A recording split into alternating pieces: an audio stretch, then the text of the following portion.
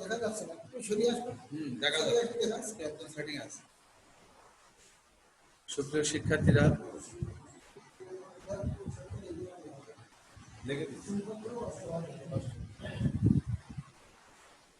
শিক্ষার্থীরা, সরকারি মহাতাবুদ্দিন ডিগ্রি কলেজের ভার্চুয়াল ক্লাস থেকে তোমাদের সবাইকে জানাই শুভেচ্ছা। আমি সাইদ হাসান, প্রভাষক পদার্থবিজ্ঞান, সরকারি মহাতাবুদ্দিন ডিগ্রি কলেজ, কালীগঞ্জ, ঝিনাইদহ। আজকে আমি তোমাদের পদার্থবিজ্ঞান প্রথম পত্রের পর্যাবৃত্ত গতি অষ্টম অধ্যায় থেকে আলোচনা করব। আজকে আমাদের আলোচ্য বিষয় পর্যায়বৃত্ত গতি। তোমরা প্রথমে জানতে পারবে যে পর্যায়বৃত্ত গতি কি। তো আমরা সংজ্ঞার মধ্যেই, এই যে নামের মধ্যেই সংজ্ঞার যে আবহ সেটা কিন্তু টের পাচ্ছি। পর্যায়ে আবৃত কোনো বস্তুর গতি যদি এমন হয় নির্দিষ্ট সময়ান্তর অন্তর একটি বিন্দুকে একই দিক থেকে বারবার অতিক্রম করবে, তাহলে সেই বস্তুর গতিকে আমরা পর্যাবৃত্ত গতি বলতে পারি। যেমন উদাহরণস্বরূপ তোমরা এখানে দেখতে পাচ্ছ একটি ঘড়ি আঁকা হয়েছে। এখানে দেখতে পাচ্ছ সূর্য মাঝে, আর সৌরমণ্ডলের গ্রহগুলো সূর্যকে কেন্দ্র করে ঘুরছে। এখানে একটি সৌরদোলক দেখতে পাচ্ছ। অথবা আমরা যে বৈদ্যুতিক পাখায় বাতাস খাই, ব্যবহার করি যেগুলা, এগুলাও পর্যাবৃত্ত গতির অন্তর্ভুক্ত। লক্ষ্য করলে দেখা যাবে পর্যাবৃত্ত গতির যে বৈশিষ্ট্য তা এই সমস্ত বস্তুগুলোর মধ্যে রয়েছে। পর্যাবৃত্ত গতির প্রধান বৈশিষ্ট্য কি? নির্দিষ্ট সময়ান্তর অন্তর একটি বিন্দুকে বারবার অতিক্রম করে। দেখো, ঘড়ির সেকেন্ডের কাটার কথা যদি আমরা বলি, সেকেন্ডের কাটা নির্দিষ্ট সময়ান্তর অন্তর একই বিন্দুতে আসে, অর্থাৎ 60 সেকেন্ড অন্তর। আবার মিনিটের কাটা 1 ঘন্টা অন্তর অন্তর সেই জায়গায় ফিরে আসে। আবার ঘন্টার কাটা, যেমন এখন ঘন্টার কাটা 3টাতে আছে, এটা যদি এখন বিকাল 3টা মনে করি, তাহলে রাত 3টার সময় আবার এখানে আসবে, 12 ঘন্টা অন্তর অন্তর এখানে আসবে। তাহলে প্রত্যেকটা কাটায় দেখা যাচ্ছে নির্দিষ্ট সময় অন্তর অন্তর তার পূর্বের অবস্থানে ফিরে আসে। তাহলে এই গতিকে এখন পর্যাবৃত্ত গতি বলা যাবে। আবার পৃথিবীর বাৎসরিক গতির কথা আমরা চিন্তা করি, 1 বছর অন্তর অন্তর পৃথিবী তার পূর্বের অবস্থানে সূর্যকে একবার পরিক্রমণ করার পরে ফিরে আসে।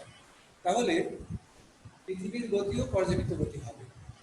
আবার সরলদোলকের গতির কথা আমরা বলি, এখন এখানকার যে পর্যায়টা, এটা কিন্তু বৃত্তপথে সম্পন্ন হচ্ছে না, তবু এটা পর্যাবৃত্ত গতি এই জন্য হবে যে নির্দিষ্ট সময়ান্তর অন্তর হয়। আমরা যদি সরলদোলকে ধরি এ বিন্দু থেকে বি হয়ে সি, অর্থাৎ A B C D A, এটা সম্পন্ন হয় এ বিন্দু থেকে সি বিন্দুতে গিয়ে আবার এ বিন্দুতে ফিরে আসা। এতে যদি নির্দিষ্ট একটি সময় লাগে, দেখা যাবে যে প্রতিটি দোলের জন্য কৌণিক বিস্তারের মান কমে গেলেও সময়ের পরিমাণ একই থাকে। এটাকে আমরা কৌণিক বিস্তার বলে থাকি। প্রতিটি দোলনের জন্য এই কৌণিক বিস্তারের মান ক্রমাগত কমে আসে, তারপরেও কিন্তু দোলন কালটা চেঞ্জ হয়, অর্থাৎ এ থেকে সিতে গিয়ে আবার এতে ফিরে আসা, এইভাবে এতে কিন্তু দোলন কালটা চেঞ্জ হয় না, একই রয়ে যায়। এর গতিটা আমরা পর্যাবৃত্ত গতি বলতে পারবো, তবে এর একটা নির্দিষ্ট নাম দেওয়া হয়েছে অধ্যায়ে, সে বিষয়ে বিস্তারিত আলোচনা করব। তো আমরা পর্যাবৃত্ত গতি সম্পর্কে আজকে জানলাম কি, কোন বস্তুর গতি যদি এমন হয় নির্দিষ্ট সময়ান্তর একটি বিন্দুকে বারবার অতিক্রম করবে একই দিক থেকে, তাহলে তার গতিকে পর্যাবৃত্ত গতি বলে। উদাহরণস্বরূপ ঘড়ির কাঁটার গতি, সরলদোলকের গতি, সূর্যের চারিদিকে গ্রহগুলোর গতি, আর বৈদ্যুতিক পাখার গতি, আবার টিউনিং ফল বা সুশলাকার গতি হতে পারে। আমরা এরকম জানি টিউনিং ফল বা সুশলাকার, যদি আমরা একটা হাতুড়ি দিয়ে এটাকে আঘাত করতে পারি, একটা হাতুড়ি দিয়ে যদি আমরা এটাকে আঘাত করতে পারি, তাহলে দেখা যাবে এর বাহুটা কম্পমান হচ্ছে, টানি বাহি কাঁপছে। তাহলে নির্দিষ্ট সময় অন্তরালে এটা সম্পন্ন হয়, এজন্য এটার গতিও পর্যাবৃত্ত গতি হবে। আবার দেখা যায় যে এরকম হয় যে আমরা মোটরসাইকেল বা ইঞ্জিন যেগুলো পিস্টন, ইঞ্জিনের মধ্যে যে পিস্টনের গতি,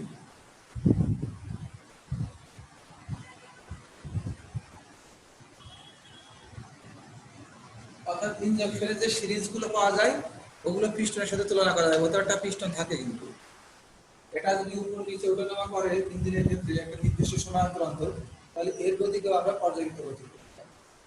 এখন একটা লক্ষণীয় বিষয় যে এদের মধ্যে কারো কারো গতি বৃত্তাকার, আবার কারো কারো গতি সরলরৈখিক। যদি এটা 4 ডিগ্রি, এই থিটার মানটা theta less than or equal 4 degree হয়,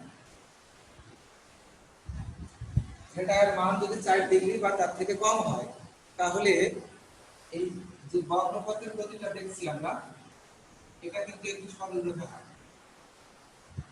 অর্থাৎ ক্ষুদ্র বিস্তার বলতে 4 ডিগ্রি এর মধ্যে সরলরেখার গতি সরল সঞ্চিত স্পন্দন গতি হবে।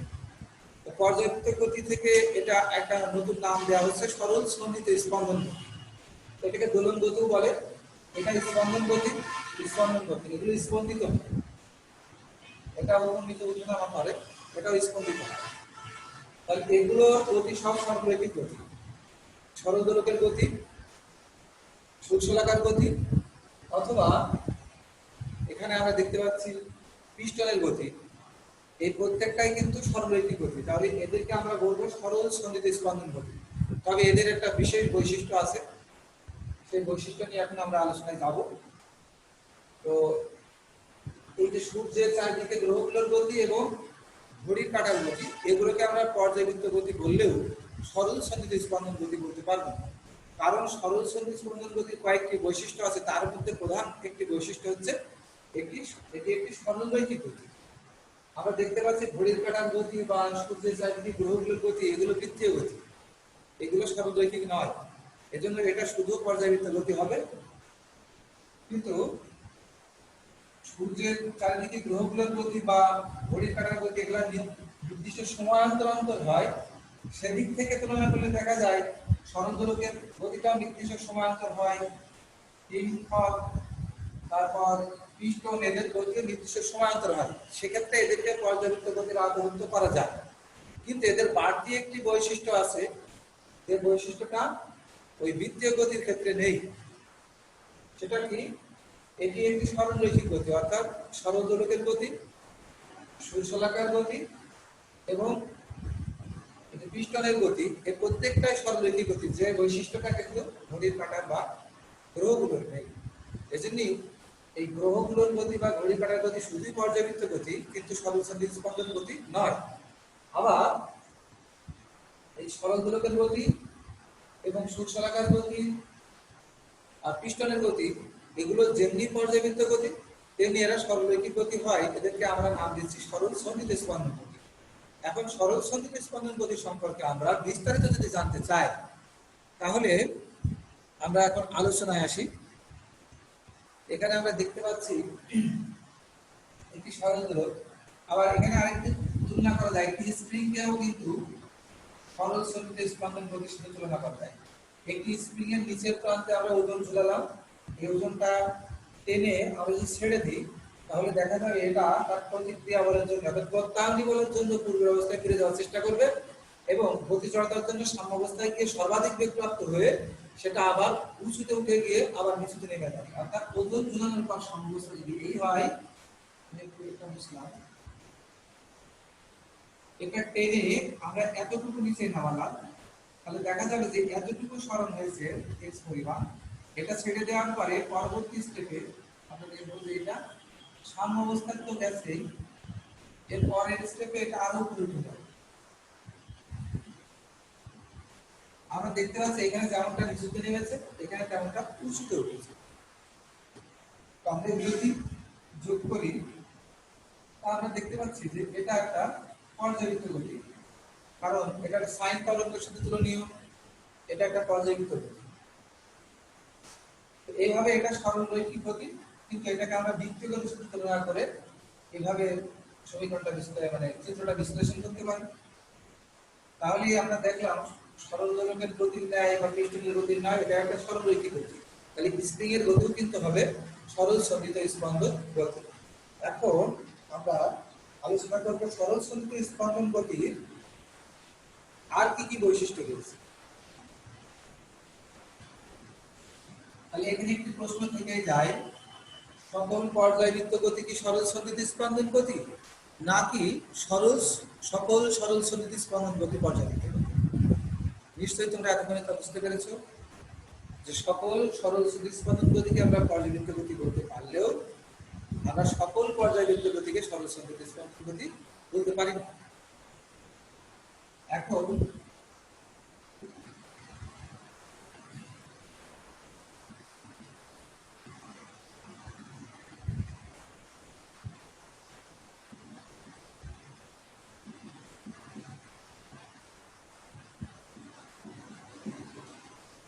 দেখো, এখন আমরা আলোচনা করব সরল সন্ধিত স্পন্দন গতির বৈশিষ্ট্য। আমরা স্প্রিং এর সাথে তুলনা করি। এরকম একটা পাটাতনের উপর একটা স্প্রিং রাখা আছে, যেটা স্বাভাবিক অবস্থা এই। এখানে আমরা যদি বাহ্যিক বল প্রয়োগ করি, এটা এক্সটার্নাল ফোর্স, বাহ্যিক বল প্রয়োগ করে ডান দিকে আমরা এটাকে টানার চেষ্টা করি। দ্বিতীয় চিত্রে আমরা দেখতে পাবো যে এটা বেশ খানিকটা প্রসারিত হয়েছে। এটা এতটুকু পরিমাণ প্রসারিত হয়েছে, এক্স পরিমাণ। তাহলে আমরা বলতে পারি যে এই এক্স পরিমাণ প্রসারণ ঘটানোর জন্য প্রয়োগকৃত বাহ্যিক বল হচ্ছে এর ইএক্সটি, অর্থাৎ এক্সটার্নাল ফোর্স।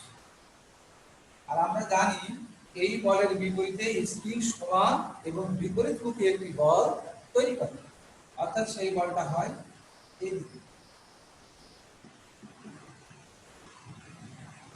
আমরা যদি এই বল এবং এই সরণটা নিই, তাহলে বলতে পারি এই বল এবং এই সরণ পরস্পর একই দিকে, অর্থাৎ সমানুপাতিক। বল যত বেশি দেওয়া হয় তত এটা প্রসারিত হয়। এর এক্সটার্নাল সমানুপাতিক এক্স। আমরা দেখতে পাচ্ছি যে বল সরণের সমানুপাতিক হয়, কিন্তু আমরা যদি এই সরণ বিবেচনা করি, কিন্তু স্প্রিং এর বলটা বিবেচনা করি, স্প্রিং এর বলটা কিন্তু বাম দিকে। আমরা দেখতে পাচ্ছি, একটু লক্ষ্য করলে দেখা যাবে স্প্রিং কর্তৃক যে বলটা, তা আমাদের বাহ্যিক যে প্রযুক্ত বল তার বিপরীতে হবে, কিন্তু সমান মানের হবে। অর্থাৎ আমরা এটাও বলতে পারি F equal to minus F external. এই দুটো বল পরস্পর সমান কিন্তু বিপরীতমুখী। এই বাহ্যিক বলটা বাহ্যিক এজেন্ট কর্তৃক, অর্থাৎ মনে করো তুমি এই বলটা দিয়েছো, কিন্তু এই বাম পাশে যে একটা দেখতে পাচ্ছ এটা স্প্রিং নিজেই দিয়েছে। এটা ততক্ষণই থাকে যতক্ষণ বাহ্যিক বল থাকে। এখন দেখো, তাহলে আমরা এই কথা লিখতে পারি যে এর সমানুপাতিক মাইনাস এক্স। এখান থেকে আমরা দেখতে পাচ্ছি যে বল সরণের সমানুপাতিক কিন্তু বিপরীতমুখী। এটাই প্রধান বৈশিষ্ট্য। সরল সন্ধিত স্পন্দন গতির প্রধান বৈশিষ্ট্য এটা একটা, যে কোনো বস্তুর গতি যদি এমন হয় এর উপর প্রযুক্ত বল সাম্যাবস্থা অভিমুখী এবং সরণের সমানুপাতিক ও বিপরীতমুখী, তাহলে সেই বস্তুর গতিকে সরল সন্ধিত স্পন্দন গতি বলা যাবে। আরো উদাহরণ আমরা দেখতে পারি, যেমন সরল দোলকের বিদ্যুৎ। সরল দোলককে আমরা যদি বাহ্যিক বল প্রয়োগ করে এখানে নিয়ে যাই, তাহলে তার বিপরীত দিকে একটা বল হয়। বাহ্যিক বল যদি প্রয়োগ করা হয়, সরণটা কিন্তু সেই দিকে হয়। কিন্তু এই যে অভিকর্ষ বল অর্থাৎ ওজন, এখানে যে বস্তুর ওজন, ওজনের একটি উপাংশ, এটা আছে এখানে, এটা থেকে mg sin থিটা এবং একটি উপাংশ mg cos থিটা। এই যে ওজনের একটি উপাংশ, আমরা যদি ওজনকে দুটি উপাংশে ভাগ করি, এখানে দেখতে পাচ্ছি একটা উপাংশ mg cos থিটা, যেটা শুধু টান দ্বারা নিষ্ক্রিয় হয়ে যায়, এবং mg sin থিটা, যেটা পূর্বের অবস্থায় দোলককে ফিরিয়ে নিয়ে আসে। দোলকটি যেমনটি ওই ডান দিকে রয়েছে, দোলকটা যখন দোল সম্পন্ন করে আবার বাম দিকে আসে, তখন ওই একই ঘটনার পুনরাবৃত্তি হয়। তখনও কিন্তু এই mg sin থিটা পূর্বের অবস্থায় ফিরিয়ে নিয়ে আসে। এই mg sin থিটা মানে আমরা এটা বলছি এই এটা। এই এফটা কিন্তু তখন ওই সরণের বিপরীতমুখী হবে, তাহলে বল সরণের সমানুপাতিক এবং বিপরীতমুখী। আবার F equal to minus K x, এখানে কে হচ্ছে বল ধ্রুবক বা সমানুপাতিক ধ্রুবক, এটাকে স্প্রিং এর ক্ষেত্রে হলে স্প্রিং ধ্রুবকও বলা যায়। তোমরা পঞ্চম অধ্যায়ে কাজ শক্তি ক্ষমতা অধ্যায়েও আমি এই বিষয় নিয়ে আলোচনা করেছিলাম। যারা বিগত ক্লাসগুলোতে কাজ শক্তি ক্ষমতা অধ্যায়ে আমার সাথে ছিলে, আশা করি তারা সেখানে সরণগুলোকে স্প্রিং সম্পর্কে অনেকটা আইডিয়া পেয়েছো। আমি এই জন্যই পঞ্চম অধ্যায়ের পরে অষ্টম অধ্যায় পড়ানোর চেষ্টা করছি, অনেকটা রিলেশন দিয়েছি। এখন দেখো এখানে f equal to minus K x, কেটা হচ্ছে স্প্রিং ধ্রুবক বলবো আমরা। তো স্প্রিং এর ক্ষেত্রে দেখো যখন অনুভূমিকভাবে স্প্রিং এর উপর বল প্রয়োগ করা হয় এটা বাহ্যিক এজেন্ট কর্তৃক করা হয়, কিন্তু কখনো যদি স্প্রিং এর উপর আমরা এইভাবে বল প্রয়োগ করি, অর্থাৎ স্প্রিং এর উপরের প্রান্তকে দৃঢ় অবলম্বনের সাথে ঘুরিয়ে নিচের প্রান্তে আমরা ওজন ঝুলাই, তাহলে এখানে বাহ্যিক বলের প্রয়োজন হবে না, ওজনটা এখানে বাহ্যিক বল হিসেবে কাজ করে এটাকে নিচের দিকে নামিয়ে নিয়ে আসবে, তখন এই পরিমাণ হবে সরল। আর এখানে তখন কিন্তু f সমান m0, কিন্তু এখন এখানে f সমান mm, কারণ এখানে ওজন দ্বারা কিন্তু বল সৃষ্টি করা হয়নি, তাহলে এখানে হবে ma equal to minus m। তোমরা পঞ্চম অধ্যায়ে যখন পড়েছো তখন এখানে m সমান mg ছিল, তখন কারণ এখানে ওজনের প্রভাবে বস্তু নিচে নামছে, কিন্তু এখানে আমরা একটা পাটাতনের উপরে রেখেছি, সুতরাং এখানে ওজন নিচের দিকে ওইভাবে প্রতিক্রিয়া বলের সাথে নিষ্ক্রিয় হয়ে যাচ্ছে, ফলে স্প্রিংটা নিচের দিকে নামতে পারছে না। আর ডানের বাইরে এরকম নির্দিষ্ট বল না দেওয়া পর্যন্ত সে সাম্য অবস্থায় থেকে যায়, তো বাহ্যিক বল প্রয়োগ করে তাকে সাম্য অবস্থা থেকে দূরে নেওয়া হয়েছে। তো এখানে কিন্তু বস্তুর ত্বরণ সংযুক্ত হয়েছে বাহ্যিক বলের প্রভাবে। তো f সমান m এ, তো এখানে a সমান আমরা কি পাচ্ছি মাইনাস a বাই m। এখানে দেখো স্প্রিং ধ্রুবক, এর নামই স্প্রিং ধ্রুবক, তাহলে এটা একটা স্প্রিং এর জন্য কিন্তু ধ্রুব রাশি।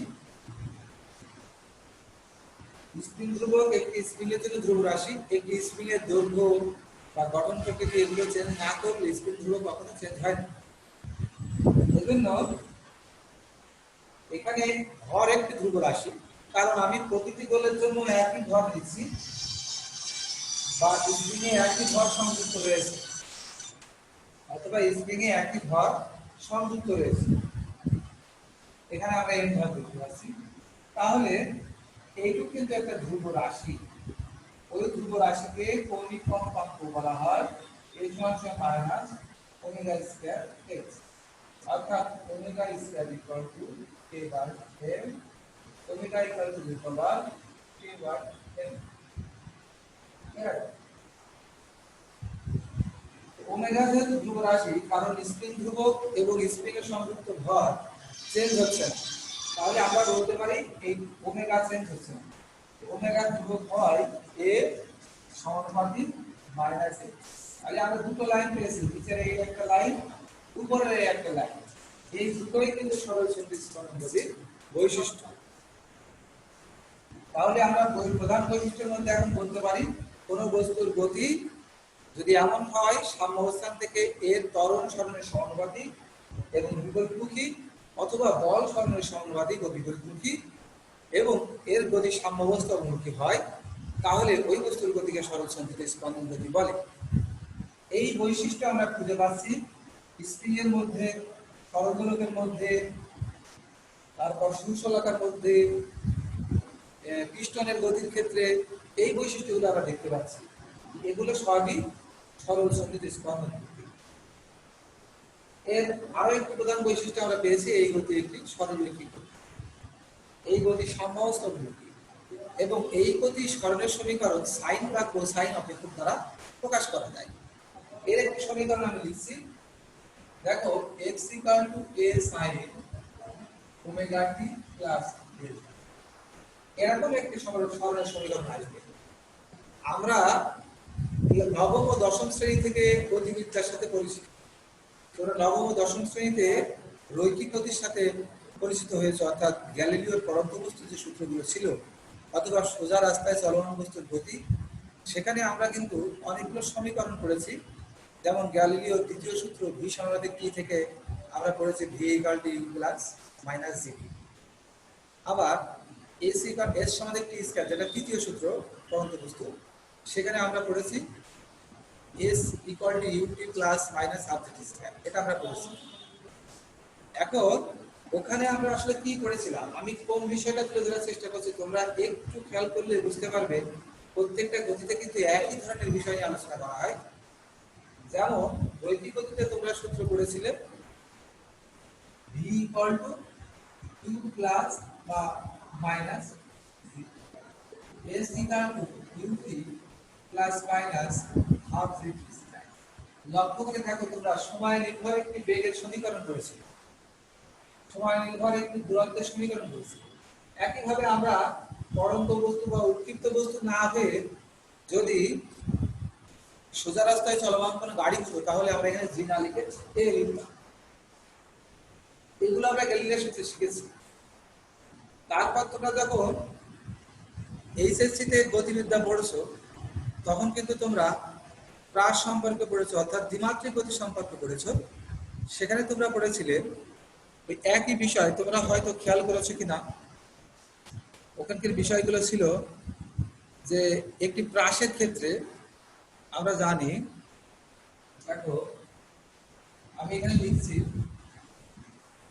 আমি প্রাসের কতগুলো সমীকরণ পেয়েছি, অবিকল দ্বিমাত্রিক গতি, এটা একমাত্রিক গতি বা রৈখিক গতি বলে এটা আছে।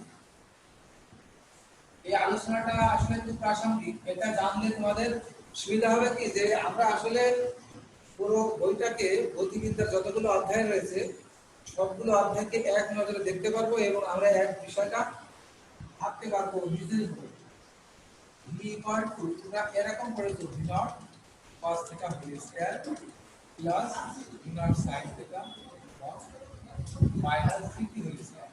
এখানে লক্ষ্য করলে দেখা যাবে দ্বিমাত্রিক গতির ক্ষেত্রে প্রাসের যে কোনো বিন্দুতে বেগের রাশিমালা এটা, এখানেও আমরা যদি টি এর মান বসাই তো আমরা এখানে টি সময় করে বেগ পাই, এখানে আমরা টি এর মান বসাই আমরা টি সময় করে বেগ পাই। শেষ করে দেবো কিনা, আগামী দিন আমি এর পরবর্তী থেকে শুরু করব। আজকের মতো এখানে বিদায় নিচ্ছি, আমাদের ক্লাস সংযোজনের জন্য কিছু সময় দরকার। আল্লাহ হাফেজ। একজন ঠিক আছে, ছেলে মিলে উপস্থিত আজকাল এরকমই থাকে। কমে যাচ্ছে, আমার ক্লাস শুরু হওয়ার আগে উপস্থিতি